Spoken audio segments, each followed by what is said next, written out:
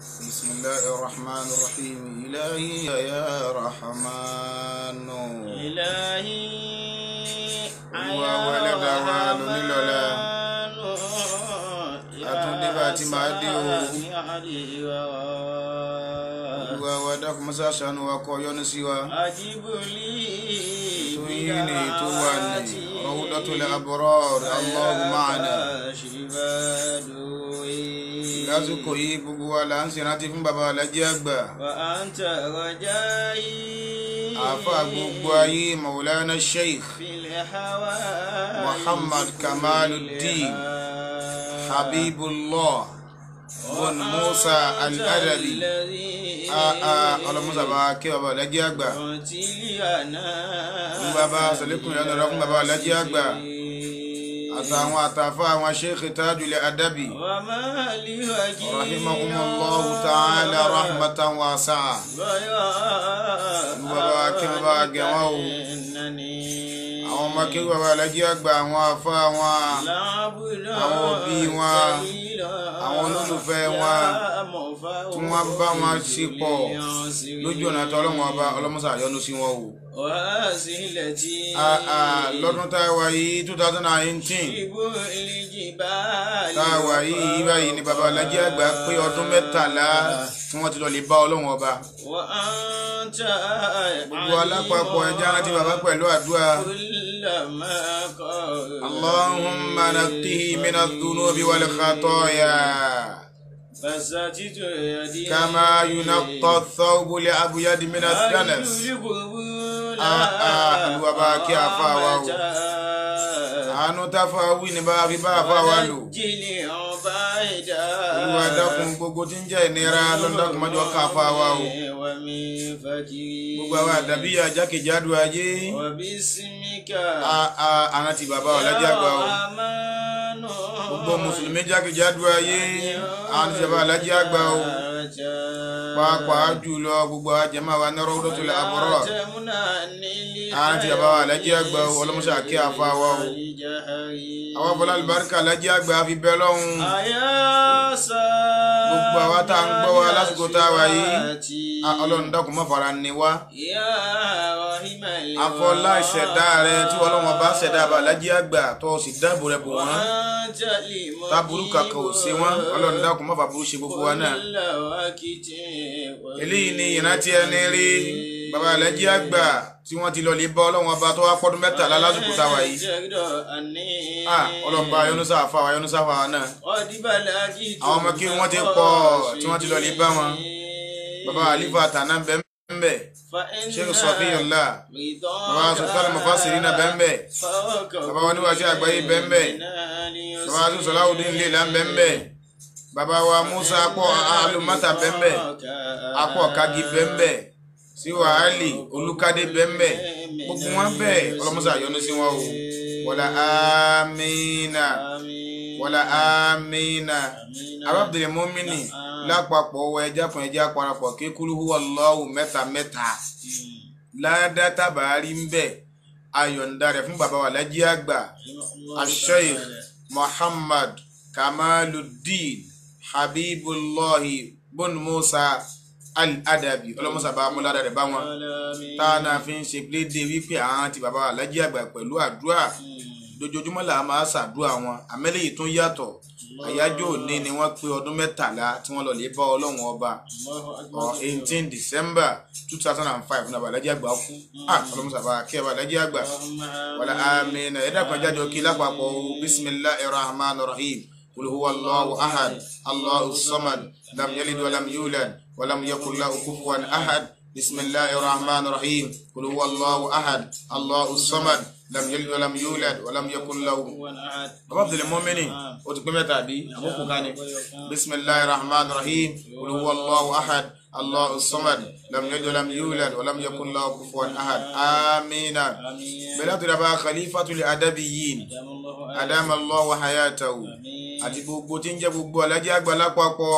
Ọlọ́run dákun mọ́sà mójútó wa o. Wala amina wala la hawla la quwwata. Bẹ́lá tó dábàá àgbà Sheikh Abdul Mumin Hanafi Ayara, bàbá wa international mission fún gbogbo àwọn Ansarul Islam lápapọ̀ gbọ́ Adabiya dídírí gbogbo àwọn àfáà tán jẹ́ ọmọ kéwú àtàwa náà ọlọ́mọsà àjálà àlùbáríkà o èèyàn alájẹ́ àgbà bí ṣe ń da ayé ọlọ́njọ́ máa dá sí ìlú wa fọláàánú rẹ̀ àfi bìyọ́ yunifásitì àwọn alájẹ́ àgbà ọlọ́run dákun mọ́sà bá wa buwọ́ lù ú láìpẹ́ láì jìnnà ọlọ́run dákun mọ́sà bá wa gbé dìde wọlé agbára rí àti àṣẹ rẹ o zumura wa ti àwọn alájẹ́ àgbà ọlọ́mọdé ọ̀dàrú látòrí àwọn àmìdí wa ní zumura àfáwà ṣéèkì fọlọ́ ń sọ àti gbogbo àwọn àfáwà ní zumura ọlọ́mọsà mójútó wọn azi àrí wa lógidi ọlọ́run dákun mọ́sà bá falbarka sí wàlá amina la hawla wàlá quwwata. àṣekà Abdul Mumini ọ̀rọ̀ lájẹ́ àgbà náà lásọ̀ lálẹ́ yìí afa Mumini ọgbọ́ ọ̀rọ̀ lájẹ́ àgbà náà lámà sọ a'udhu billahi minash shaitanir rajim alájẹ́ àgbà òkú bismillahir rahmanir rahim. a'udhu billahi minash shaitanir rajim. gbogbo ẹni tí ń gbọ́ wa gbogbo wa lásàdúrà fún ayọ̀ nìkan kan lẹ̀ ẹ kà máa ṣe àmì bẹ́ẹ̀ bá ti ń gbọ́ wa ọlọ́run yọ́nú sí irú ọkàn wa ọlọ́run bá wa mú ṣẹ. ọlọ́ni wala tahsabanna alladhina qutilu fi sabilillahi amwatan. wala tahsabanna alladhina qutilu fi sabilillahi la ilaha illallah. ọlọ́ni bal ahya'un inda rabbihim yurzaqun. bal ahya'un inda rabbihim yurzaqun. ọlọ́ni farihina la ilaha illallah. Allahu min fadlihi wa yastabshiruna la ilaha illallah. billadhina lam yalhaqu bihim min khalfihim alla khawfun alayhim wa la hum yahzanun. Abdul Mumini nuzwatu Ali Imran kọ́lọ́wà bí ọlọ́run bá ní la tahsabanna alladhina qutilu fi sabilillahi amwata. la tahsabanna alladhina qutilu fi sabilillahi amwata. ó ṣeun. bal ahya'un inda rabbihim yurzaqun. ọlọ́run ní má ṣe lérò Abdul Mumini ọlọ́run bá ní má ṣe lérò wípé àwọn tí wọ́n tán sójú ọ̀nà ọlọ́run ọba Abdul Mumini àwọn tó kú sójú ogun ni àbáwọn tí wọ́n wáyé wọ́n wá sin lọ́wọ́n ọba lásìkò àbáwọn àtọ́já ti pé wọ́n jí sí ọlọ́run ọba wọ́n ṣe wá sí wọ́n kọ́ máa ń kéwú wọ́n wá ṣe bẹ́ẹ̀ wọ́n wá kú sórí ẹ̀ ọlọ́run ní má lérò pé wọ́n ti kú tí wọ́n ti tán nìyẹn má lérò bẹ́ẹ̀. bal ahya'un la ilaha illallah. inda rabbihim yurzaqun. ọlọ́ni bal ahya'un ọlọ́ni àmàrò bẹ́ẹ̀ ahya'un alààyè ni wọ́n inda rabbihim lọ́dọ̀ ọlọ́run ọba alààyè ni wọ́n wọ́n náà Abdul Mumini ọlọ́ni inda rabbihim lọ́dọ̀ ọlọ́run ọba wọn alààyè ni wọ́n yurzaquna wọ́n ń jẹ wọ́n mú gbogbo tí wọ́n fẹ́ ni wọ́n ń sí lọ́dọ̀ ọlọ́run ọba ni wọn ò kú tí ń túmọ̀ pé lọ́dọ̀ tàwa náà wọn ò tí ì kú alájẹ́ àgbà wọn ò kú bàbá ní bàbá wọn ò kú ó ní tí bàbá alájẹ́ àgbà gbèsè ń tá máa gbọ́ lásìkò yìí nù. farihina bima atahumullahu min fadlihi. Abdul Mumini farihina bima atahumullahu min fadlihi. farihina atahumullahu min fadlihi. Abdul Mumini ọlọ́wọ́n bá nílùú bàbá alájẹ́ àgbà àtàwọn ọdún wọn bẹ́ẹ̀ nígbà tí wọ́n dọ́dọ̀ ọlọ́run ọba farihina gbogbo wọn ni wọ́n ń dunnú. bima atahumullahu min fadlihi.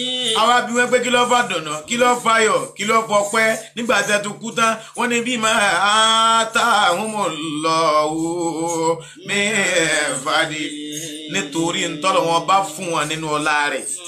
Abdul Mumini bàbá alájẹ́ àgbà wọ́n gbáyé sí rere bàbá alájẹ́ àgbà wọ́n gbáyé sọ rere bàbá alájẹ́ àgbà wọ́n hùwà rere nínú ayé bàbá alájẹ́ àgbà wọ́n kọ́mọlẹ́kọ̀ọ́ nínú ayé Abdul Mumini ọlọ́ni wa yastabshiruna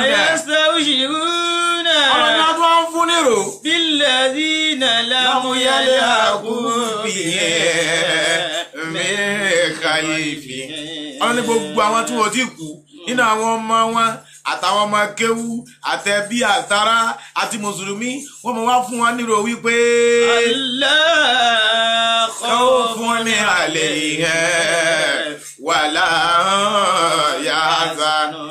àwọn tẹ̀lé mọ́ mẹ́ni ọlọ́ni ká la khawfun alayhim àbábá alájà àgbà tó ti lọ ẹ̀ gbọ́dọ̀ bẹ̀rù lérí wọn. wala yahzanuna ó sì bànújẹ́ lórí wọn àbábá mọ́ mẹ́ni torí pé wọ́n gbáyé wọn ṣe rere ni.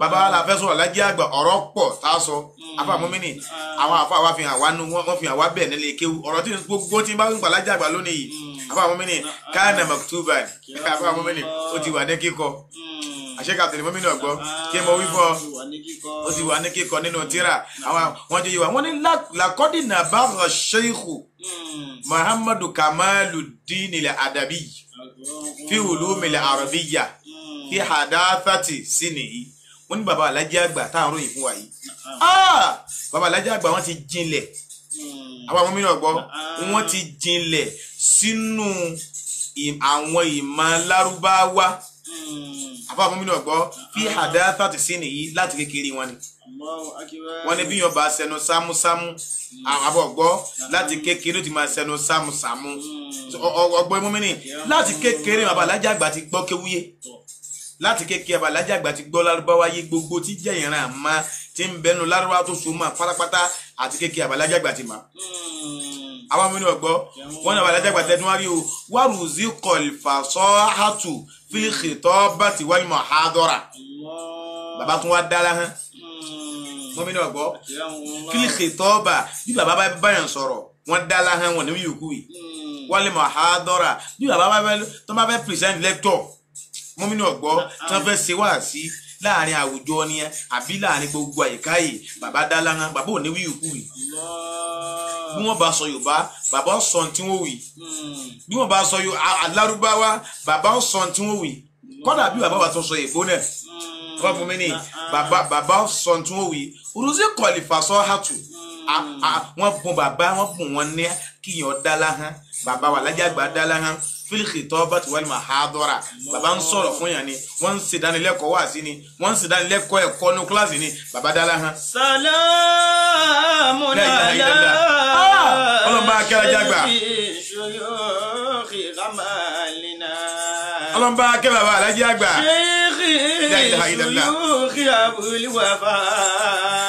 kamali lidinillahi mazala rahima. arábìnrin mọ́mìnì bàbá alájí àgbà wọ́n ní sábà alàlíwáàdì wal irshadi bàbá gbogbo ìjọdọ wọn àbọ̀gbọ́ wọn di ọ̀dọ́ alàlíwáàdì wal irshadi wọ́n máa ń ṣe wá sí ni bàbá alájí àgbà máa tọ́yàn sójú ọ̀nà ẹbí gbogbo wa náà lẹ́gbọ́ àbá mọ́mìnì gbogbo wa lẹ́gbọ́ sáwọn àbá wa ń pariwo fáyé bí bàbá alájí àgbà o láti bí ọmọ ọdún 15 ni bàbá ti ń ṣe wá sí kó àwọn kan ní wọn ò tó bẹ̀ bí alájí àgbà Sheikh Kamaluddin ní àfa wa kó wọn ò tó ọmọ ọdún 15 gan tí bàbá ti ń ṣe wá sí àbá mọ́mìnì wá sí nìkan tó wá kọ́ o àbọ̀ gbọ́ wálé ìsìláhì bayna nasi bàbá máa ṣàtúnṣe láàrin àwọn èèyàn bàbá rẹ ni ọ̀rọ̀ rẹ̀ bá kù díẹ̀ káàtó láàrin lọ́kọ láya bàbá ṣàtúnṣe rẹ̀ láàrin bàbá sọ́mọ láàrin ìyá sọ́mọ bàbá ṣàtúnṣe rẹ̀ láàrin ọ̀gá sọ́mọ ṣe bàbá ṣàtúnṣe rẹ̀ kódà láàrin àwa láàfàdé bàbá jẹ́ni tí máa ń ṣàtúnṣe láàrin àwọn ọmọ ènìyàn àbá àwọn mìíràn gbọ́ èyí wò nìkan tó wá kọ́ o wa amalahum bi khuluqin hasanin àbáfẹ́ mọ́mìnì alájí àgbà amala nasa bi khuluqin hasanin bàbá tó wá máa bá wọn yẹn ṣe pọ̀ pẹ̀lú ìwà tó dáa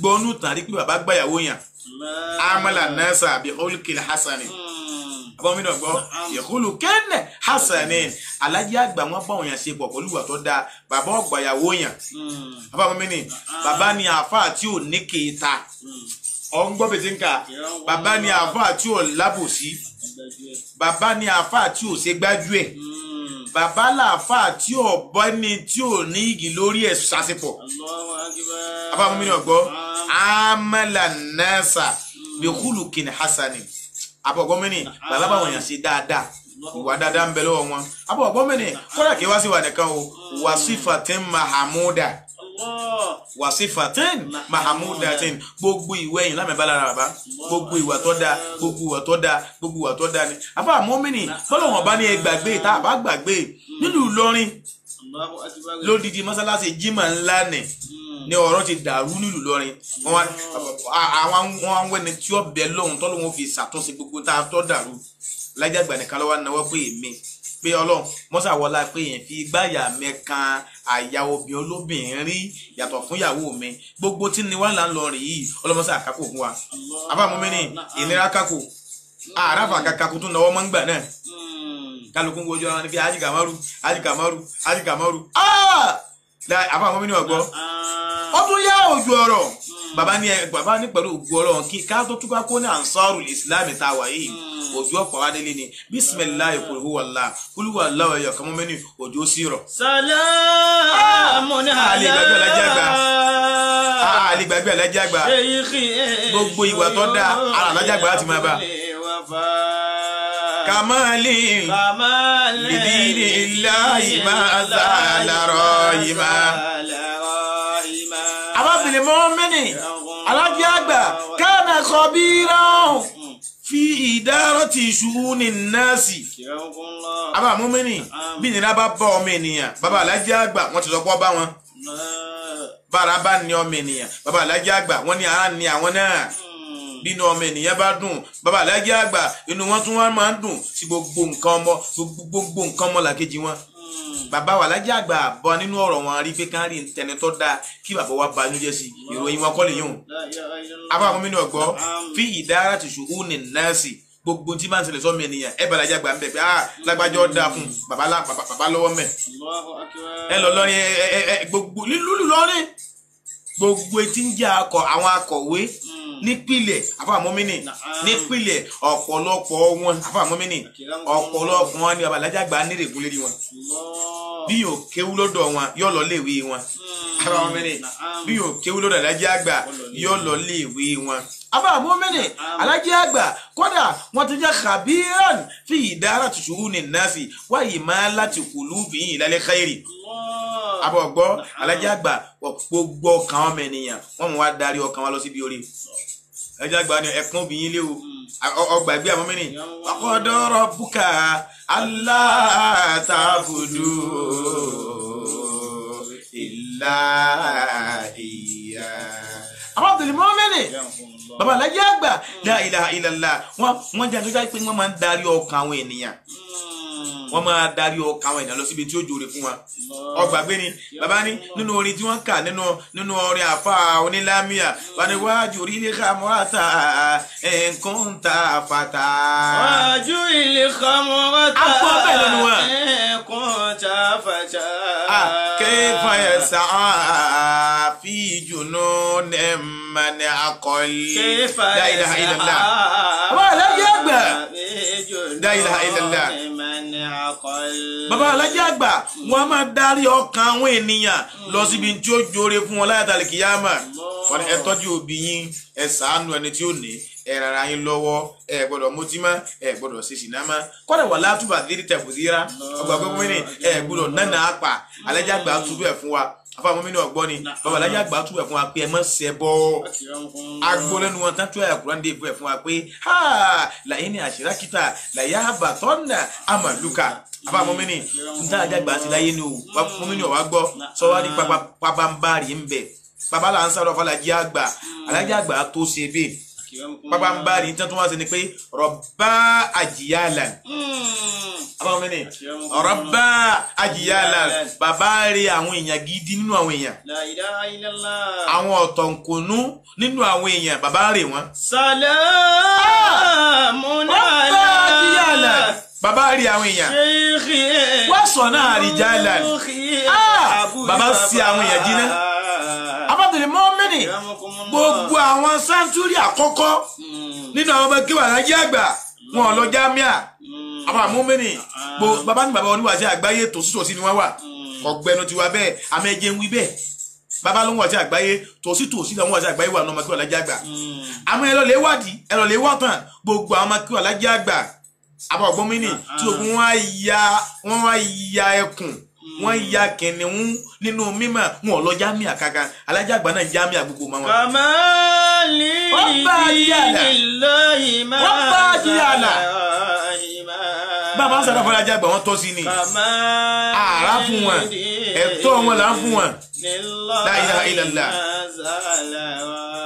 Abdul Mu'mini wa najaba ala yadayhi abogbo adadun gafirun abogbo Mu'mini mimma nasharu lugatali arabiyya aba Mu'mini najaba ala yadayhi aba Mu'mini o din to ye wọ́n ye ló wà lájẹ́ àgbà aba Mu'mini wọ́n di ẹkùn wọ́n ó di ọ̀gá ńlá lọ́dọ̀ lájẹ́ àgbà aba Mu'mini wọ́n ní adadun gafirun òǹkà tó pọ̀ mimma nasharu lugatali arabiyya nínú àwọn tí wọ́n fọ́n èdè Lárúbáwá ká aba Mu'mini ọmọ kí wà lájẹ́ àgbà pọ̀ púpọ̀ wọ́n wá ń fọ́n àrí professor nu wọn daka paraphrase dakatir aba Mu'mini láwọn ọmọ kí wàjà àgbà tí wọ́n fọ́n ká orílẹ̀ ayé bàbá kàyé ẹ̀ lọ́kọ̀ wọn kí o. Mọ̀rọ́bí Kamaluddin Hadha sanihu Abdul Mu'mini Hadha sanihu tó wí ni àràmọ́ ọlọ́run ìntí bàbá ṣe là ń wí. Hadha sanihu Najaba ala yadayhi Allah adadun gafirun mimma nasharu lugatali arabiyya. Ìwọ́n náà máa ká mi tọ́ wa máa ká òǹkà máa kí wà lájẹ́ àgbà tí wọ́n fún àwọn èdè Lárúbáwá kí ilẹ̀ ayé ní gbogbo ilẹ̀ ayé máa ká. Abdul Mu'mini kí wá sí Lárúbáwá nìkan Aba Mu'mini wà dirasati al-islamiyya àwọn ọmọ kéwù wọn fọn gbogbo tí ń jẹ́ ẹ̀kọ́ ìsìlámù àwọn ọmọ kéwù alájẹ́ àgbà wọn wá ń fọn ká bàbá lọ́kọ́ wọn bẹ́ẹ̀ Aba Mu'mini fi Nàìjíríà wà ká àríkìá àwọn ọmọ kéwù wọn ń bẹ Nàìjíríà tí wọ́n ń gbé àsíá èdè Lárúbáwá kí wọ́n ń gbé àsíá ìsìlámù kí wà ká àríkìá bẹ́ẹ̀ bá tún jáde gbogbo ilẹ̀ ayé bẹ́ẹ̀ bá dé ẹ̀ máa bọ̀ wà lájẹ́ àgbà ń bẹ̀. Abdul Mu'mini bàbá ni ká dá ọkọ̀ ọmọ kí wà lájẹ́ àgbà fún wa àwọn àfáà ní ọ̀pọ̀ púpọ̀ ẹ wá já dákọ̀ àwọn fọ́ọ̀jù sáání àtàwọn fọ́ọ̀jù sáálì àtàpá kan nínú àwọn fọ́ọ̀jù sáálìsù Aba Mu'mini ẹja dákọ̀ nínú àwọn fọ́ọ̀jù sáání àti apá kan nínú àwọn fọ́ọ̀jù sáálìsù nínú àwọn kí wà lájẹ́ àgbà tábí mọ̀ pé bàbá yìí kọjá bá ti rò. La ilaha illallah. Mọ̀rọ́bí Kamaluddin bàbá gbogbo ayé. Hadha sanihu Abdul Mu'mini bàbá alájẹ́ àgbà bàbá Mawlana Sheikh Adam ọlọ́mbà ń bu kẹ́ẹ̀rẹ́ kún kẹ bàbá Lágége ọlọ́mbà ń yọ́nú sí bàbá Lágége bàbá Lágége ní bàbá wọ́n wá ń ṣe sí alájẹ́ àgbà wọ́n ní àjáza máa ń kọ́bùlàwú wá àti àbà máa ń bá dàwú lájẹ́ àgbà ló ká gara abọ̀gbọ́ ó ká gara bá gbogbo àwọn tó ti lọ síwájú pé ọgbọ́ àrílù Kàmálù yìí rí o ọkọ̀ ọjà bẹ́ẹ̀ o wá àti àbà máa ń bá dàwú alájẹ́ àgbà ló kó dààmú bá gbogbo àwọn tó tún bọ̀ lẹ́yìn wọn pé sáà wọn lè rúru àájì Kàmálù mà ọgbọ́n nígbà bá mẹ́sìkì ní wí ni. nígbà bá alájẹ́ àgbà kú àfáàgbà Sheikh Suleiman Al-Faruq oníkìyìpá ọgbọ́n tán wí ni wọ́n ní a máa sọ pé Aba Mu'mini a máa sọ pé lágbájá jọ alájí àgbà àti òmùsíkìnù bíi láìlú ìbẹ̀fà a ní àáfà lágbájá jọ alájí àgbà a máa ráfà kankan síwájú alájí àgbà tá a máa sọ pé alájí àgbà lọ́jọ́ bàbá dáwà ẹ̀ sá ọlọ́run bàbá. ẹ wá jẹ́ dẹ́kun fọ́ọ̀dù lè áwù sáni wà sáni ṣe é fọ́ọ̀dù lè áwù àlè wọn ó jù wá lọ.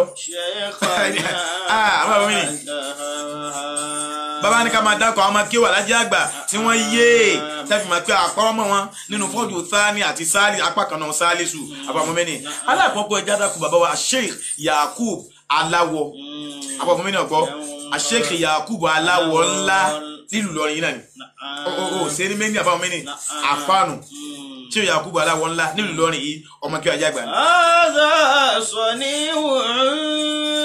Aba Mu'mini ẹlẹ́ẹ̀kejì Sheikh abọ̀gbọ́ sọmọ pé nípẹ́ Ìpẹ́ sọmọ pé ní ìlú Ìpẹ́ ọ̀kan nù àwọn àgbọ̀mọ kí wọ́n lọ́jà gbà láwọn náà wà.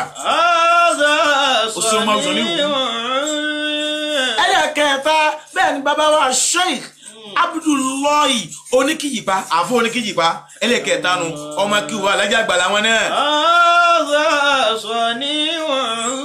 Nínú ọmọ akéwú tó kájú tó kẹ́yìn tí bàbá alájà gbà ọ̀tọ̀tọ̀ wọn bá tó kó sí bàbá alájà gbà àfàwọn mìíràn òun ni bàbá wa Sheikh Salahuddin Apọ̀ Kági bàbá tó bí Ṣéwù Khidiru Mufti Thani ní Ìmárátì Ìlọrin àfàwọn mìíràn bàbá Apọ̀ Kági ìtọ́ pọ́pùlà táwa mọ̀ ní bàbá Sheikh Khidiru abẹ́fọ́ ni bàbá tó bí wọn gangan bàbá tó bí bàbá wa Khidiru Apọ̀ Kági tó jẹ́ Mufti ẹlẹ́ẹ̀kejì fún àlù Ìlọrin bàbá wọn gangan ọmọ kí wọ́n lẹ́yà gbà láwọn náà wà.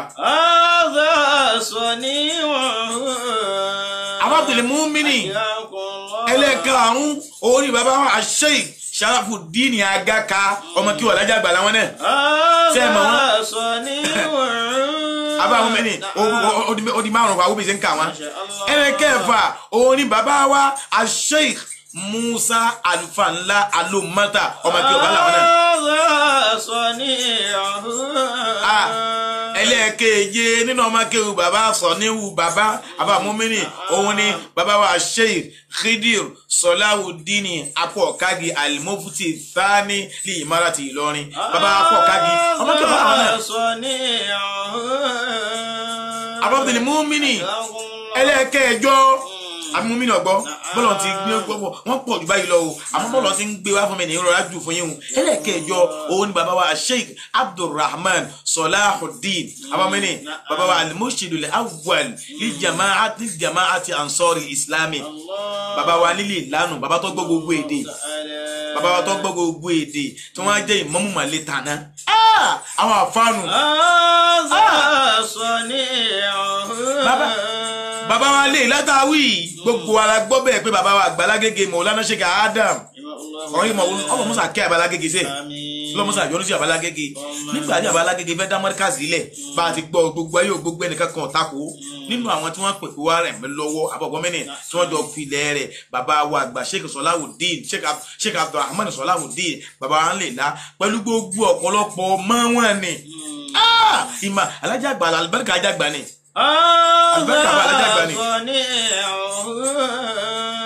Abdul Mumini ó di mélòó tí mo ti kà ó di mẹ́jọ ẹlẹ́ẹ̀kẹsàn nínú ọmọ akéwù bàbá tàbí bàbá tọ́sàdúrà òun ni bàbá wa Sheikh abamini ọgbọ́ bàbá wa Sheikh Muhammadu Lijamiu Yahaya Gold àgbàgbọ́ à ń pè wọ́n ní bàbá wa nílé ọ̀wá àwọn tó ń fi ọmọ alájí àgbà ọ̀gá làwọn náà nínú mímọ́ afa Mumini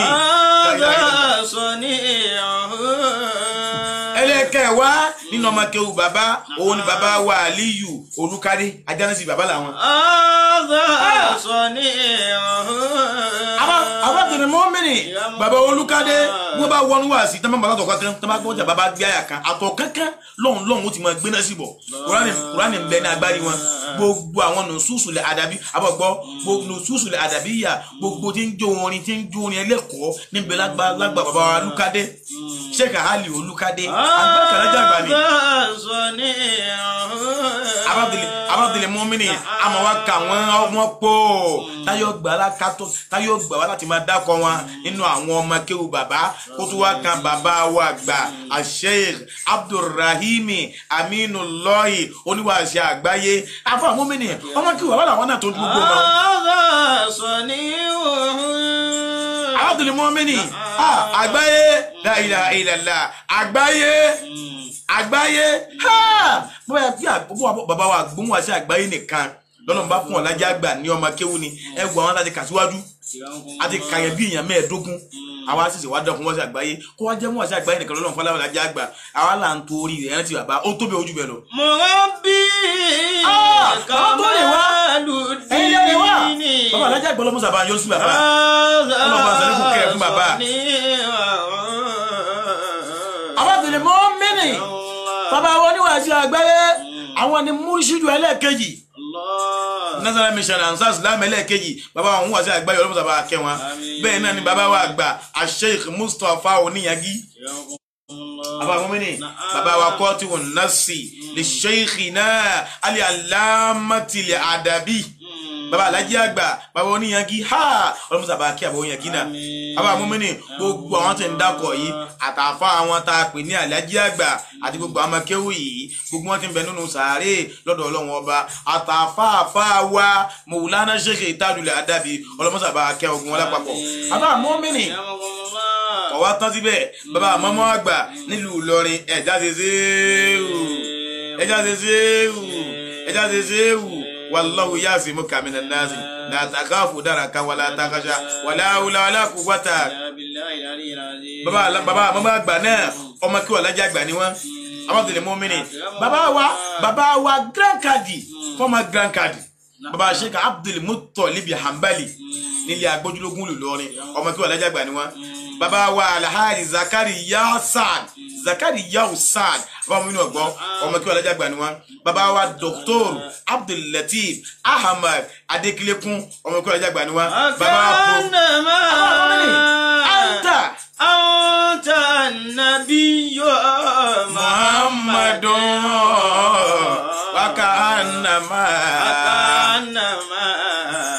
ansaru kaya ansaru Abdul Mu'minin orí mo ti pé ń bá tún ké bẹ́ẹ̀ bó ti ké ni akanama anta nabiyyu Muhammadun bakanama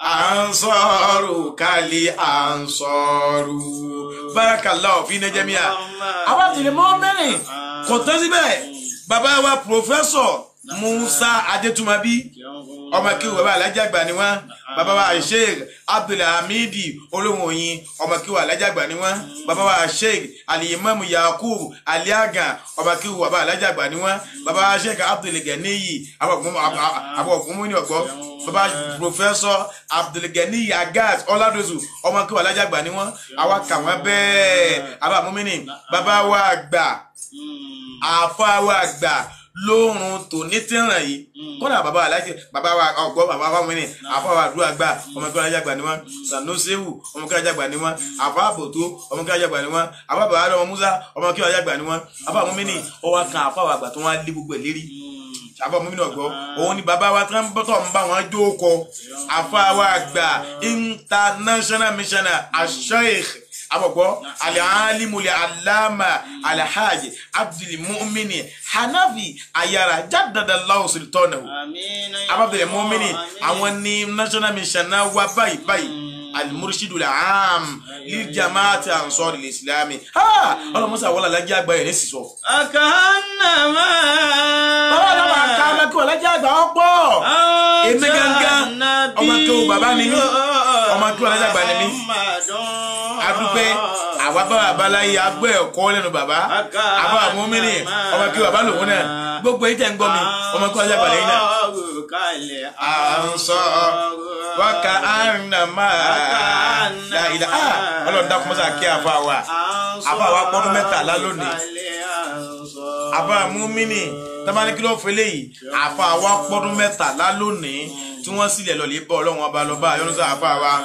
Abdul Mu'minin bàbá Alhaji Àgbà wáyé wọ́n wá yé gbogbo àta ni wọ́n yé yìí Aba Mu'minin kọ̀ wá tán síbẹ̀ o wọ́n pọ̀ wà lè káta o oníkọ̀kẹ́wù náà bẹ́ẹ̀ o wọ́n pọ̀ wà lè káta o wọ́n Alhaji Àgbà ansha ash-shaykhu al-jam'iyyat al-islamiyya bàbá Alhaji Àgbà wá dá àwọn society lẹ̀ wọ́n wá dá àwọn àjọ lẹ̀ ansha ash-shaykhu al-jam'iyyat al-islamiyya al-mukhtalifa wọ́n wá dá àwọn àjọ lẹ̀ lọ́kan ọjọ́ kan aransa islami abagbọ́n mẹ́ni aransa islamu ń bẹ gbogbo wọn dá wá sí ń bẹ àsàlátù ń bẹ Alhaji Àgbà dá lẹ̀ bẹ́ẹ̀ kì í wá ṣe yín kì í ṣe yín nìkan mọ́ mẹ́ni o kì í sábà tí máa ń sàtàlátù nìkan ní Alhaji Àgbà wá àsásà lè má dárísà wal ma'ahida al-arabiyya al-islamiyya abọ́gbọ́ al-arabiyya al-islamiyya Alhaji Àgbà tún wá dá àwọn lè kéwú láti máa kọ́ Lárúbáwá láti máa kọ́ èdè Lárúbáwá àti gbogbo tí máa ń sọ mọ́rọ̀ ẹ̀sìn Ìsìlámù Alhaji Àgbà dá wọn lẹ̀ al-mutanawwi'a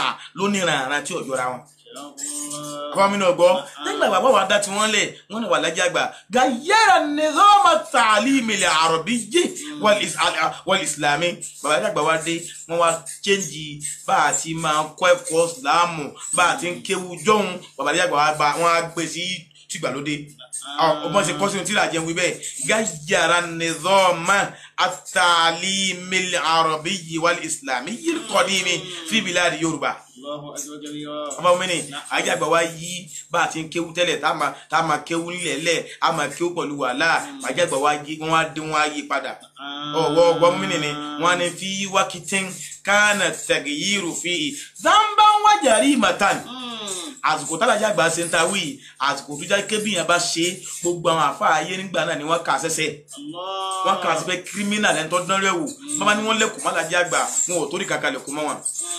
alibata sana ni bàbá ní ẹja fi àléfì alọ̀bìkanjò ní ìyàbá mẹ́rin èyí bàbá yẹn wà ń bẹ̀ gánà bàbá kan wá ń kí ọwọ́ ní àléfì láàmì bàbá kan fún mi bàbá alẹ́ kankan ò sékẹ́ni alẹ́ kankan ò fi àbá mẹ́rin alẹ́ kankan kò fi òtútù ń jẹ́ àléfì alif ba ta fa jim ha kha dal zal ro zain sin shin sod god aba mo mini ntalaja gba gbedenu woni amadu be alefi ba ta sa yin sera temerua akarimo amerua ajagba na emoja wiyun mo bo mo mini baba wa gbe tuntun de ni gbogbo le kaaro jire ta nko ni Yorùbá fi wakitin kana tagayuru fi damban wajari mata lati ko ti gbogbo àwọn aláàfáà ayé yin takun wọ́n kà lájà gbà sí pé kírímínà ni wọ́n kà tí wọ́n pé lẹ́sẹ̀ ni wọ́n pèsè ní tí wọ́n ṣe wọn. Akanama.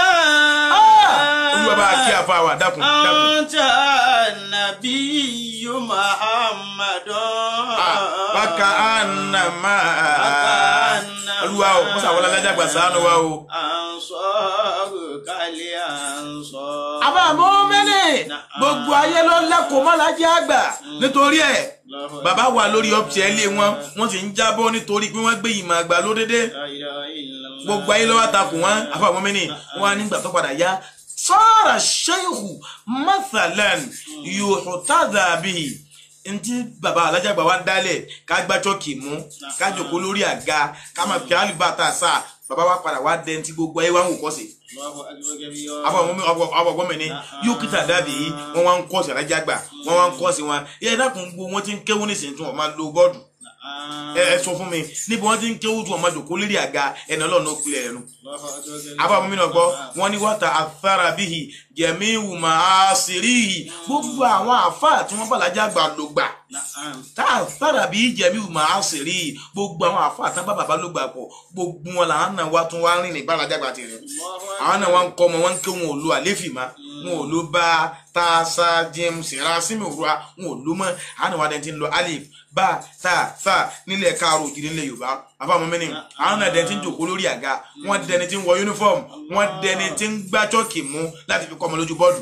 Akanama anta nabiyyu Muhammadun. àwọn tẹ̀lé mọ́ mẹ́ni ìtawà ní bàbá alájà ìgbà dáwò yìí ìgbà wo ni wọ́n dáwò àwọn àfáàfin àwọn anú tíra bẹ́ẹ̀ mo sọ fún wa tó gbogbo ti máa wuyì káàdì mọ̀túbà ó ti wọnú kúkọ àbáwọn ti wọnú tíra bẹ́ẹ̀ ni àwọn àfáà wọn ní níta wuyì ṣẹlẹ̀ àbáwọn mímú ọgbọ́ wọn ní wàdálíkà bá dàrú ju yìí mẹ́fàrí dọ̀tìlẹ̀ hajj èyí tá wuyì ṣẹlẹ̀ nígbà tá alájà gbà darí hajj àbáwọn mímú ọgbọ́ wọn darí hajj ní ọdún 1938 ṣé àbẹ̀lẹ̀ mọ́mẹ́ni 1938 tó rà àwọn afẹ́fẹ́ gbọ́ bàbá alájà gbà wọ́n lọ amáhàjì wọ́n wá dé ní 1938 bàbá wa dé wọ́n wá délé wọn ní ha nígbà mo dé hajj mo lọ ọ̀pọ̀lọpọ̀ àwọn ilé kéwú tí ń bẹ lọ́hùn mo rí pé àwọn tún máa gbọ́jọ́ kì mú ni wọ́n ń kó sára gan-an táwọn kò ní bọ́ọ̀dù mo rí kí wọ́n ń dòkó lórí àga ni mo rí kí wọ́n yún yúnífọ́ọ̀mù ni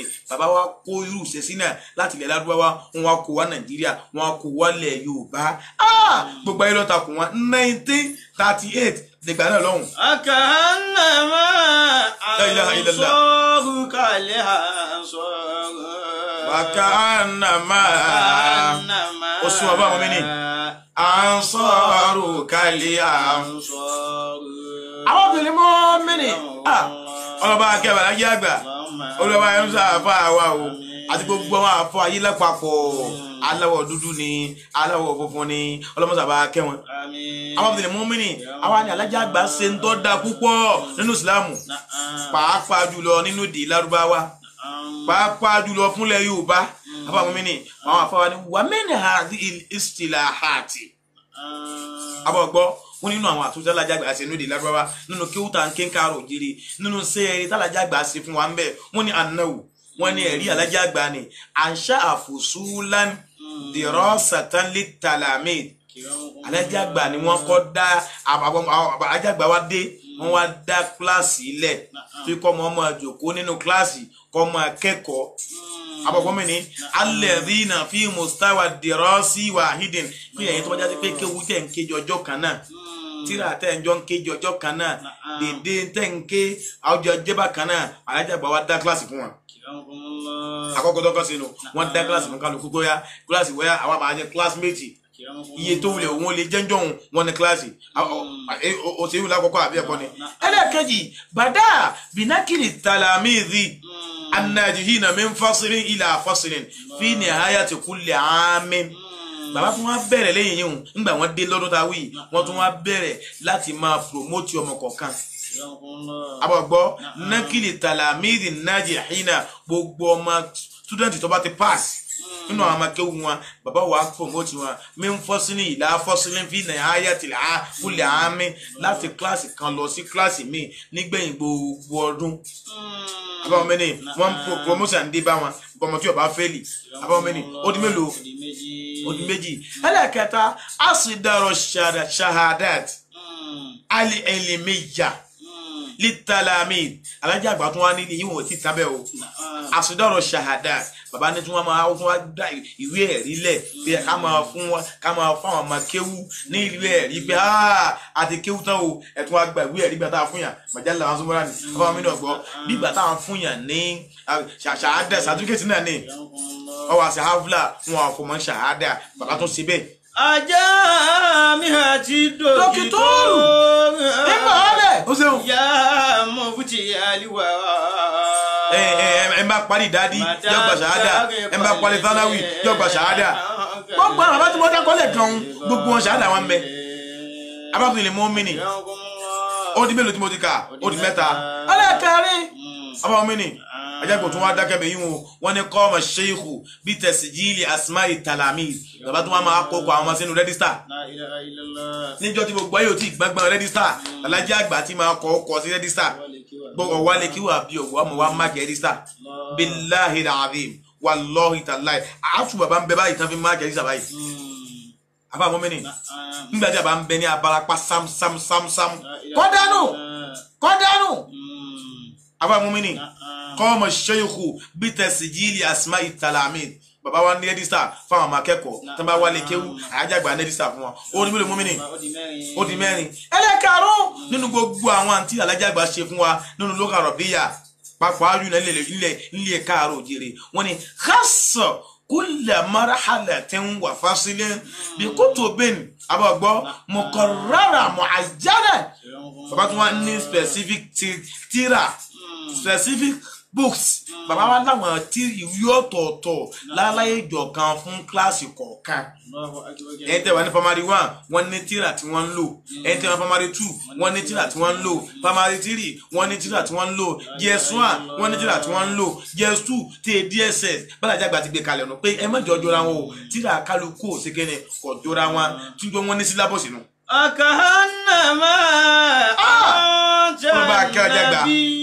bàbá yìn wọn yìí ń kọ ètò wọn ṣe là ń sọ yìí àkúrọ mọ wọn.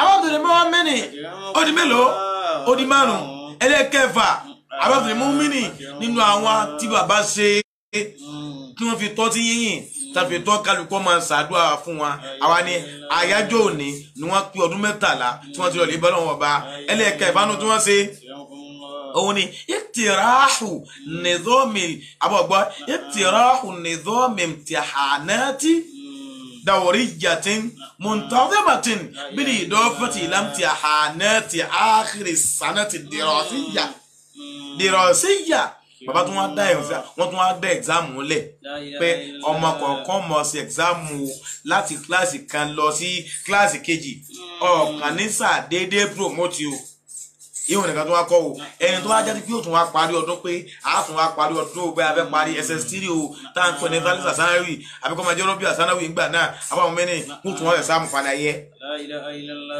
bàbá ń lo bẹ́ẹ̀ gbà wọn bẹ̀ láyé. tasa ala. a tún ń lò ó bẹ́ẹ̀ báyìí báyìí dì sí náà. àwọn fàdó ilé ìhòòhò sàn. wa khairun nasi. ọlọ́ba mi kí ẹ lẹ́jà gbà ẹ bá ń ṣe àmì jẹ̀mọ́. Abdul Mu'min ẹlẹ́ẹ̀keje nínú àwọn oore gbáǹkọ́gbì tọ́lọ́wọ́n bá fi ṣe kò ń gé ọwọ́ bàbá wa Alhaji àgbà òun ni pé wọ́n ní ahalla shaykhu isti'mal al-maqa'idi mahalla al-julusi ala al-asiri fil fusuli ad-dirasiyya Alhaji àgbà ló dé wọ́n á sọ ọ́ dẹ̀ tọ́ fún wa pé ẹja máa lu àga nígbà táwọn èèyàn ń jòkó lórí ẹni ẹ máa jòkó lórí àga kẹ máa fi kẹ́kọ̀ọ́ wọn ni kà máa ń ṣàjẹ́ àti ìmáyàlẹ̀ sàfúrátì wọ́n ní kùtùbì ad-dirasiyya bẹ́ẹ̀ ni wọ́n gbé tíra kalẹ̀ tó máa jẹ́ tíra tá máa lò ní kíláàsì báyìí bá ti wúlẹ̀ kan wọ́n ní ẹja máa lo bọ́ọ̀dù ẹja máa lo chọ́ọ̀kì ọ̀gọ́dọ̀ dalẹ̀ bẹ́ẹ̀ ẹja máa wọṣọ ọlọ́run fi ṣe kò ń gẹ wọn àrà mọ́ ọlọ́run. tasa ala fàdó ilé ọ̀nà sọ. wàláyà wọ̀sọ̀ tàn sádọ̀ àbáfà ni. wa khairun nasi. à ń sọ tí wọ́n ṣe kí wọ́n fi lẹ́tọ̀ sádùá báwọn afá ti kọ́ tíra là ń kà fún wa yóò. wa khairun nasi. man taraka al-jawab. Abdul Mu'min ìyẹn nìkan tó wá kọ́ abọ̀gbọ́mìnì ẹlẹ́ẹ̀kẹjọ òun ni wọ́n ní adìkálà ṣéìkù tí bá ní ṣéìkù Alhaji àgbà ní rìfàṣí o adìkálà ṣéìkù tẹ̀dẹ̀rí sàmàwádín rọ́ìrìdì ní ìyà tí ń fílìmọ̀ náà yìí dirasiyya àwọn ẹ̀kọ́ kan tó wá ń bẹ àwọn sọ́bjẹ́tì kan ń bẹ tí è sínú sọ́bjẹ́tì ọ̀rọ̀ ẹ̀sìn wa nù Ìsìlámù Alhaji àgbà tó wá ti bọ̀ nù tí wọ́n ń kéle kéwù wọ́n mi náà gbọ́ Alhaji àgbà tó wá ti àwọn sọ́bjẹ́tì kan ń bẹ tí ò ní òun ṣe pẹ̀lú ẹ̀sìn Ìsìlámù wọ́n tún wá ti bọ̀ bíi kíni àbáwọn mẹ́rin gẹ́gẹ́ bíi geography Alhaji àgbà ń kọ́ geography lè kí wọn láti bàtà tí dákọ̀ àbá bàbá bàtà dákọ̀ fún yín náà ni o geography yà wọ́n mẹ́rin àwọn náà wí ní kíláàsì nígbà náà ọlọ́mọsá àyọ̀rọ̀ sáwọn àbá wa wọ́n ní hisab mathematics àwọn Alhaji àgbà ń kọ́ àmọ́ láti ìgbà tí wọ́n ti bẹ̀rẹ̀ náà tó kọ́ mathematics bí yẹn bá gbọ́ kí sẹ́jà Alhaji àgbà ẹ mọ̀ pé bàbá wọn yanjú afamini wa tarikh abagbọ́ kí yẹn history kí yẹn ìtàn gbogbo bó ṣe lọ kí Ìsìlámù tó dé bàtí Ìsìlámù dé àwọn kọ Alhaji àgbà ń kọ́ àwọn èèyàn nígbà táwọn wíyí náà abagbọ́ mini wa lughatil arabiyya àti wa lughatil ingiliziyya àti èdè òyìnbó bàbá Alhaji àgbà máa síwá tún lóyìnbó sí wọn ní ilé yìí predicate eléyìí ni noun eléyìí ni pronoun eléyìí ni adverb eléyìí ni verb wallahi Alhaji àgbà máa ń bẹ̀ bí wà sí wa. tasa ala fàdó ilé ìhòòhò sàn. Abdul Mu'min till now bí ilé ń sọ̀rọ̀ yìí ní súnmọ́ra wa az-zumratul adabiyyatul kamaliyya nínú àwọn sọ́bjẹ́tì tá a máa ń kọ́ lékéwú èbó mẹ́mbẹ́ àbí òsínbẹ́ à ń kọ́ English mẹ́mbẹ́. wa khairun nasi. ọlọ́mọsá sànú ara bá a kí àfa wa. wa khairun nasi. ọlọ́mọ bá a kí àfa wa dákun ọlọ́run. Àwọn Abdul Mu'min ọ̀pọ̀ bẹ́ẹ̀ a lè ká tán a máa ka díẹ̀ fún wọn náà ni abọ́ gbọ́ ìtí Alhaji àgbà tó wá sọ tó wá jẹ́ pabambari abọ́ gbọ́ wọ́n ní ajaza daruratal jam'i bayna thaqafataini àwọn mí ni ìmọ̀ ọ̀làjú méjì tó ṣòro sí láti jàpọ̀ Alhaji àgbà wájà méjì pọ̀ kí wọ́n ní méjì náà al-arabiyya wal-ingiliziyya àwọn ń kọ́ Lárúbáwá wọ́n sì ń kọ́ èbó níjọ́ tí gbogbo àwọn níjọ́ táwọn kristẹni tí wọ́n gbé Nàìjíríà táwọn ń gbọ́ gbogbo ìlú kí báwọn fẹ́ gbọ́ gbogbo ìlú kí táwọn ń fi ìkọ́ni níwèé débi bá ti kàwé yìí tán o ìsàtífíkẹ̀tì tẹ bá gbà ẹ máa fi ṣiṣẹ́ máa wá rówó gbà ìgbà wọn Alhaji àgbà náà ti jágbọ̀n wọn á lọ lè gba Alhaji àgbà lọ lè gba pásítọ̀ kan kristẹni kan wọ́n gbà wálé yàrá tí wọ́n ń gbé bàbá alájà gbà wá kó jáde kó ń bẹ́ẹ̀ lọ́jọ́ tó ti pẹ́ ní sọ yìí o àwọn mi ní wọ́n wá kó jáde kó ń bẹ́ẹ̀ wọ́n wá kọ́ àwọn kéwú síbẹ̀ pé máa bá wọn kọ́ wọn níwèé wọ́n wá ń kéwú wọ́n sì ń kàwé níwèé gangan tó dá àwọn ìsìlámù lẹ́nu láàbẹ̀ kàwé. bàbá ní ká máa ká bẹ́ẹ̀ a máa ká lè kéwú tàlájà gbà ní àlè ká tán bàbá ní ká máa ká yàtọ̀ ìsìlámù ti ń bẹ àlè ká tán ọlọmọsà kí a fa wa àyájọ́ ọjọ́ òní wọn kọ́dún 13. wa khayrun nasi Allahu akbar kabira. àwọn tòlè mọ́mìnì mo wí fún wọlé kan mo ní bàbá alájí àgbà wọn kì í ṣe àfa oníkèéta kọ́mìnì lẹ́yìn ìgbà tá àjàgbà bá kọ́ àwọn máa ń kéwù wọn tán wọ́n tún máa wá kọ́ wọn bí wọ́n ti kọ́ yàn kéwù.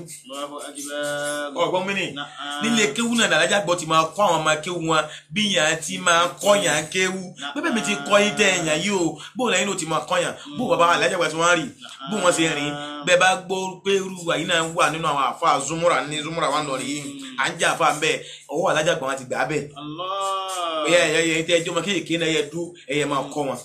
ẹ máa kọ́ wọn báyìí jábọ̀ ti fún àwọn bá ti pé léyìn yanjú náà àwọn ọmọ kí wọn wà dáa dó ẹ máa kọ́ àwọn kíláàsì yìí òun náà wà á dà fà abáwọn mẹ́rin èyí nìkan kọ́ ni wọ́n sọ o èyí nìkan kọ́ ni wọ́n sọ wọ́n ṣe bàáfà ṣẹ́yìkù báàdọ̀ tàlàmídì anáwábìrì abọ́gbọ́ ìlànà àìlèwà tọ́ni alájàgbà tó wọ́n ń gbé àwọn ọ̀pọ̀lọpọ̀ àwọn apá kan náà àwọn ọmọ kí wọn wà ní ìwọ lọ ẹ̀pẹ́ ìwọ lọ ọ̀wọ̀ ìwọ lọ sọ́fà àwọn mẹ́ni ìwọ ló bí báyìí alágbà wọn ń gbé àwọn kí wọn ẹyẹ ẹ̀fọn náà sí ẹ̀fọn èdè lárúbáwá ẹ̀fọn kalẹ̀ ẹ̀fọn ìsìláàmù ẹ̀fọn kalẹ̀ bàbá tó wá ṣe irú ẹ̀ ọtún dáadáa bí ọtún dáadáa la ilaha illallah. tasa ala. báwa náà máa ka àlè kátà o. àwọn fàdọ́ ilé ọ̀nà sùn. wa khayrun nasi. wa khayrun nasi. máa ń tà. àwọn obìnrin mọ́ mẹ́rin bàbá wa àgbà onímọ̀ àti àgbáyé kí ni wọ́n wá wí fún wa. wàzígà tahiyyati ala khayri rusuli. wàzígà tahiyyati ala khayri rusuli. wàzígà tahiyyati la ilaha illallah. ala khayri rusuli. àgbáyé ló bẹ̀rẹ̀ ọ̀rọ̀ ni wọ́n ti àgbáyé ló bẹ̀rẹ̀ ọ̀rọ̀. Mahamudi asili Ìbàdàn. bàbá ní àyà udati fi ilmi. bàbá náà wọ́n ti àgbáyé alájà ìgbà ló wá dájú kọ ohun. àyà udati fi ilmi. ìwọ pèsè mi kalẹ̀ níbi mímọ̀ bí má ní mo pèsè tí má ní mo ní pèsè mímọ̀ kalẹ̀ alájà ìgbà ni. kulli hafatin. gbogbo aburú ti máa ń báyẹn níbi mímọ̀ wọ́n ti àgbáyé alájà ìgbà bá wọn ká kún bẹ́ẹ̀. àyà kuduwa tili usina dawa atula atile. àgbáyé ó ní bàbá alájà àgbà ẹ̀yin àdúgbò sí dáadáa fún mi. bẹ́ẹ̀ bá gbọ́ pé wọ́n ń pè mí lẹ́ni rẹ̀ wọ́n ń pè mí lẹ́ni àlùbáríkà ara yín mo ti rí. wàzà sheikhuna limikidamu. ó ní alájà àgbà ni ẹni wájú ni wọ́n wò. sheikhu kamaluna. sheikhu kamaluna alimikidam ẹni wájú alájà àgbà lánàá. ọjà budu alima ohubu. ọlọ́run ọba ló bùn wọn láṣẹ kí wọ́n tọrọ kọ́lọ́run sì máa fàṣẹ sí. mubu tilima sahili. àwọn fìlì mọ́ bẹ́ẹ̀ nígbà tá a wá ọjọ́ tì nílùú Ìlọrin tá a rọ́jò alájà àgbà bẹ́ẹ̀ lọ fún wa. walaw akhalada zamanu yaliku bi alon. yaliku bil. yaliku bil. àbá ọ̀rẹ́ bàbá jẹ́ ti tó ṣeéṣe. zamanu. kí ìgbà kó wá jẹ́ kí wọ́n máa bẹ lọ gbére. yaliku bil. alájà àgbà nínú àwọn tó ti kẹ́ máa bẹ lọ gbére wa. alájà àgbà kẹ́ máa bẹ lọ gbére ni ó yẹ kẹ́ máa bẹ lọ gbére ni wàhálà yìí pọ̀ lérí ọmọ lọ́mọ la ilaha illallah. faridun. ó ní bàbá bilazani. àwọn tòlè mọ́ mẹ́rin alájà àgbà ní faridun. faridun. aṣọ ni alájà àgbà. bilazani. nígbà tálájà àgbà ń lo jáfa àwọn lọ́wọ́ wọn ò lẹ́lẹ̀kejì àwọn náà ni. ọgbọ́ yóò náà sí ìfọ́dìdàwù bàbá ò ní táyé táwa ní táyé kànìdé ni wọ́n ti wá ń dán fà á. irọ́. aláìsí ìbára fi mọ̀ iná wá sílé. bàbá alájà gbà wá dẹni wájú sùúrù lọ́fà wọ́n fara ni wọ́n lẹ̀ wọ́n lóko wọ́n jábọ́ lórí òkè wọ́n á fara dà. wọ́n sùn kiri. alájà àgbà a máa dúpẹ́ wọn yá máa ṣàdúrà fún yín. túrìbì. bàbá ní ká máa ka ọpẹ́ wa lílẹ̀ alájà àgbà àbọ̀ mi ni káwọ́ dò túrìbì bí ìgbà tá a máa ka yèpẹ̀. túrìbì. ká ló lè ka yèpẹ̀ fún wa bá a ti lè kánú. alájúdì. alájúdì. lẹ́gbàá sóore fún wa púpọ̀. dàwọ́mà aláìyá kàwá. mọ̀ n sọ fún mi ni. wàlọ́ kánà lí. àwọn àníkà ni mo bá ní. alifun lisani wàfọ̀ òkò ha. ọ̀lẹ́wọ̀n kánà lí. wàlọ́ kánà lí. kánì bá ń bẹ fún mi ni. alifun lisani. ẹgbẹ̀rún ahọ́n wàfọ̀ òkò ha. àbí wọn láwọn tó ju ẹgbẹ̀rún lọ. fàwọ́láhi ó ní mo búra o alájà àgbà yìí máa fi dúpẹ́ fún yín ni yìí máa fi yìn ní alájà àgbà. wàlọ́wọ́láhù lẹ́mọ̀ àdìrí. lọ́mọ àdìrí. wàlọ́wọ́láhù lẹ́mọ̀ àdìrí yẹmínà àníṣìmá. ọ̀nà lẹ́wọ̀lẹ́wọ̀ lọ́mọ àdìrí yẹmínà àníṣìmá ìbá sọ́lá ló wáyà alájà àgbà. àníṣìmá. àbá ti mọ̀ tún yàtọ̀ sí tòsí. fún ìtúbílẹ̀ ẹ̀rọ́tì bẹ̀yìn àlìmọ̀ àfílì. bàbá ni wọ́n bá dàrí o láàrin àwùjọ wọ́n máa ń fi oore lọ mí wọ́n nà kárí sí mi ni. alájà àgbà ní bẹ̀rẹ̀ wa. bí siritu mahabuba. pẹ̀lú nítorí àlùbáríkà alájà àgbà siritu mahabuba. mo wá dẹni táyé ń gba tiẹ̀. ladanna sí káfàtà. àtẹ̀yàn àtọ̀mẹ́kẹ́ àtàgbà àtọ̀bẹ̀rẹ̀ àtọkùnrin wọn wá ń gbọ́ tẹ̀mí. bí akiri mú ní akíwọ̀ mú ní. ọ̀bẹ ká jẹ́ gbàmù mọ́ aláfi pọ́n wálé. ẹ̀yìn àhàlì fàdọ́hìlì. ó lọ́la jẹ́ àgbàsánu wa. ọkọ̀ dí siritu záàsì bẹ́ẹ̀. síìtìn. záàsì tẹ̀ bí síìtẹ̀ abìlì wò. máa ń so múmi ni máa ń so. bí dáwàjò nílìyà ọmọ ẹ̀ta jalè àfàdé. wà má ní àdà. wà má ní àná bẹ́yìn náà lè kọ́ omi. àwọn àgbà bàbá wọn ni wà sí àgbáyé àwọn àdà wọn ń gbẹnu wọn wí bẹ́ẹ̀. wà má ní àná bẹ́yìn náà lè kọ́ omi. káàlẹ́ mi láàrin yín báyìí jẹ́ máa ń tẹ́ ń gbọ́ mi. lọ́ọ̀lá ka múrísìdí. ẹ wá lé àwọn ọmọ àti wá sí. tani wá. wà má ní àná bẹ́yìn náà lè kọ́ kìyà ìdàláhìlì. bá ń sírò àwọn olùbẹ̀rẹ̀ ọlọ́run bá sáà ń wanú wọn ni. wà má ní àná bílí àkàyárì. bàbá làwọn ẹni ẹsẹ̀ dà. alìmọ̀báàkiri. ẹ lọ sádọ̀ wọn nà ní. wà má ní àná bẹ́yìn náà lè mú kí wọ́n mi náà lè fàtọ́hìlì. àyàyà gbáyé lọ́kọ́ ọ̀rọ̀ sáwà gbáyé lọ́gbọ̀. ولم أكن شيئا من دعاة سواك يا لا إله إلا الله أبي بالرخاء واليسر. أسمعني. ونزعت من قلبي. ونزعت من قلبي. نزعت من قلبي. ó sì yọ kó nú ọkàn mi. ضلالة بالهدى. àwa yọ nánú alájàgbà wọ́n yọ àánú kó nú ayé wa wọ́n á fi ìmọ̀nà wọ́n á fi rọ́pò. àwa ni wọ́n á yọ àfọwọ́n mi ní ìkéde kí wọ́n yọ lásán o. bí àkáàmì kùránì ìdájọ́ ní kùránì wọ́n lò wọ́n fi kùránì mà wá ni. ọ̀sàmì limashaakili. gbogbo tó bá rújú kùránì alájàgbà ní àfihàn. alamati.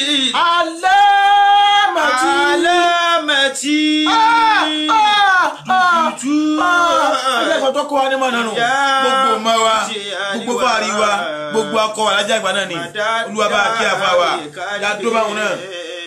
àǹkálẹ̀ ìsàbí olúwa àlè gbẹ̀bí àfa wa mọ́sà kí àfa wa gbogbo àwọn afọ bẹ́ẹ̀ bẹ́ẹ̀ bẹ́ẹ̀ tó ti lọ mọ́mìnì ọba ní akata ọjọ́ lọ́mọ wa lọ́wọ́ lọ́mọ́sà bá kẹ́ wọn bá kí alájàgbà àfọ àwọn Sheikh Tájù lẹ́lẹ́bí bá kẹ́ wọn bá wa gẹ̀ wọ́n gbogbo àwọn ẹni ọlọ́run tó ti lọ bá wa kẹ́ wọn olúwa bá wa gẹ̀ wọ́n wọ́n la gba aláṣẹ rẹ wọn bàbá wa gbọmọ láńṣe ká Adam Abdullahi lórí bá wa kẹ́ bá wa gẹ̀ wọ́n bàbá wa lágége bàbá wa gbẹ́gbẹ́dọ́mà gbogbo bàbá wa gbóǹtàdá bá a kẹ́ bá a gẹ̀ wọ́n gbogbo àwọn ọmọ kí wà lájẹ́ àgbà bá a kẹ́ bá a gẹ̀ wọ́n gbogbo àwọn olùfẹ́ lájẹ́ àgbà bá a kẹ́ bá a gẹ̀ wọ́n àwọn ọmọ tó ti lọ bá a kẹ́ wọn gá a gẹ̀ wọ́n gbogbo ata náà ń gbọ́ ata lókun lọ́rùn ọlọ́mọṣà kẹ́ wọn gẹ̀ wọ́n àwọn àdàmọ́ ti ṣe wá lókun sí o yọnu sí wa Nigeria latest Islamic lecture àrùn sí àdán àwọn lọ́wọ́ tẹ̀lé kan ọlọ́mọṣà bá a gbàdúrà wọn wọlé agbára rẹ àti àṣẹ rẹ wọlé masha Allahu la quwwata masha Allahu la quwwata masha Allahu la quwwata gbogbo ẹni tẹ́ ń wò wá ládàkọ̀ wa ayọ̀ nìkan kan láì ṣàdúrà fún ọlọ́wọ́ yọ́nú sí yín o mo fọlájàgbà bẹ́lẹ̀ ń gbogbo yín ọlọ́wọ́ gbàdúrà yín baba Sheikh Abdulrahman Agunbíadé baba wa gba ajitẹ́sùkù baba wa gba ayélára alahajà wa Oríyọmí Mọ́kànjúọlá ẹ̀ ní sàgbákò àgbákò ní jẹ́ tiyín baba Sheikh Waliyi alọ́gba ọlọ́wọ́ gbàdúrà yín bàbá wa Ahmadu abagwa Ahmadu Kewulere Ọlọ́run gbọ́dọ̀ gbogbo yín àfa wa Kéwú Gbàtírà òṣèwọmẹni Ọlọ́run jẹba Akéwú Gbàtírà Ọlọ́run gbàdúrà yín wala amina bàbá Muhammad Eriola Ahmadu Eriola Ọlọ́run gbọ́dọ̀ gbogbo wa wala amina bàbá wa Alhaji Bayo Ibrahim Ọlọ́run gbọ́dọ̀ gbogbo wa la ṣàdúrà fún wa tàwa taari wa pa wa pon awa àárín bàbá yìí àtàtàrí Ọlọ́run yọ́nú sí yín o Rodotul Abrori wa Ọlọ́run jó gbòòrò Ọlọ́run Musa Falbarka sí yó gbòòrò Alhaji Akram Akani ní finira lugba Ọlọ́run yọ́nú sí yín Alhaji Akram Akani Ọlọ́run gbàdúrà yín yó gbàdúrà tiwa náà o wala amina Maulidun Nabi wa ti súnmọ́ Maulidun Nabi wa ti súnmọ́ gbogbo àwọn aláàánú tí wọ́n ràn wá lọ́wọ́ lórí ẹ̀ Ọlọ́run sáà ràn wọ́n náà lọ́wọ́ a fẹ́ ṣe ká dáná fáwọn yẹn kí wọ́n jẹun ká sáná tààrà àbáwò ní kankan máa lọ́lọ́run o gbogbo àwọn aláàánú wa Ọlọ́run sáà gbẹ́dà ló dìde sí wa wala amina Nigeria latest Islamic lecture Ọlọ́run sáà bá mọ̀dúró bá Falbarka sí bá gbòòrò rẹ̀ wọlá gba àtàṣẹ rẹ̀ àfọ àwọn ọmọdé jáàmì mọ́sà ká Falbarka wọn wọlá jẹ́ àgbà mọ́sà sànà wa náà wala amina ولا آمين ما شاء الله لا قوة ما شاء الله لا قوة ما شاء الله لا قوة قل هو الله بسم الله الرحمن الرحيم قل هو الله أحد الله الصمد لم يلد ولم يولد ولم يكن له كفوا أحد آمين سبحانك اللهم يا من أظهر الجميل وستر القبيح ولم يأخذ بجريرتي ولم يعتك الستر ويا عظيم العفو ويا أحسن التجاوز ويا واسع المغفرة ويا واسع يدين بالرحمة ويا سامع كل النجوى ويا منتهى كل شكوى ويا كريم الصفي ويا عظيم المن ويا كثير الخير ويا دائم الفل ويا مكيل الأثرات ويا مبتدئ بالنعم قبل شقاقها يا ربي يا سيدي يا مولاي يا ربي يا سيدي يا مولاي يا ربي يا سيدي يا مولاي ويا جات ربتنا نسألك اللهم الله شوي خلقتنا ببلاء الدنيا لا بعذاب النار ولا بعذاب القبر ولا بعذاب يوم القيامة فارحمنا برحمتك يا أرحم الراحمين يا رب العالمين وسلام على المرسلين الحمد لله روضة الأبرار اللهم